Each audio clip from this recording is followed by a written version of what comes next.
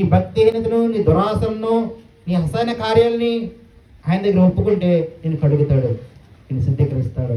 నీ పేరు జీవనంలో రాయబడుతుంది. నేనే మార్గము, నేనే జీవము, నా ద్వారా తప్ప ఎవరు తండ్రి ఎందుకు చేరలేరు. ఒక మార్గము ఏంటంటే మార్గము, ఒక ప్రతిష్ఠింపబడిన మార్గం ఏంటంటే ఈసారి స్వస్థ బుద్ధి వస్తుంది. ఏ బుద్ధి వస్తుంది? స్వస్థ బుద్ధి వస్తుందండి. రెండు మనం చదువుకున్న తీర్థ పత్రిక. ప్రత్యక్షతలకు ఎదురు చూచు ముందు కొన్ని విసర్జించాలండి. నువ్వు ఏం విసర్జించాలి? భక్తిహీనతను, ఇహలోక సంబంధమైన దురాశను విసర్జించు. తర్వాత ఎదురు చూడు. ఎదురు చూస్తూ ఈ లోకంలో ఎలా బ్రతకాలి? నువ్వు స్వస్థ బుద్ధితోనూ, నీతితో, భక్తితోనూ నీతితోనూ బ్రతకవలనని. స్వస్థ బుద్ధి ఎప్పుడు వస్తుంది? స్వస్థ బుద్ధి నీకు ఏసే రక్తంలో నీ పాపం కడగబడితే స్వస్థ బుద్ధి వస్తుంది.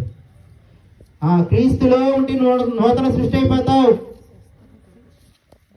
ఎవడే నిన్ను క్రీస్తునందని వాడు నూతన సృష్టి, పాతవి గతించను, సమస్తమును క్రొత్త అయిను. క్రొత్త మనసు వస్తుంది నీకు, క్రొత్త బుద్ధి వస్తుంది నీకు.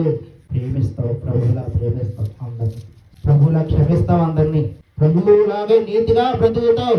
స్వస్థ బుద్ధును భక్తితోనూ నీతితోనూ బ్రతకడానికే ఈ బాధ.